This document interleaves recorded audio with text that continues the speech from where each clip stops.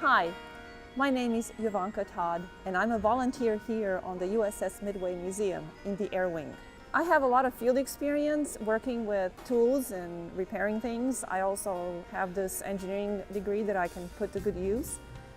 So when they had an announcement that they were looking for volunteers, I thought this would be a great opportunity to see what I can do and how I might be able to help. My primary department is the Airwing.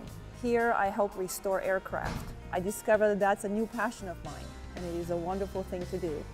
The goal is to restore it to a state as if it had just come back from a mission. It tells the story of American technological ingenuity.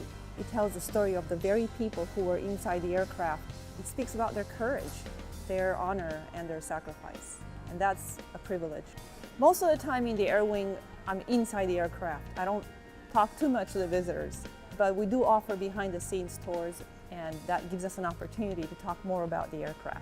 I was able to take the skills I learned here back to Virginia over the summer, where I volunteered to restore the cockpit of the DC-9 at the Virginia Air and Space Museum. Working on the USS Midway is amazing. You are in the company of real heroes. It's a real privilege, and it's very uplifting. Come aboard and experience your own piece of history.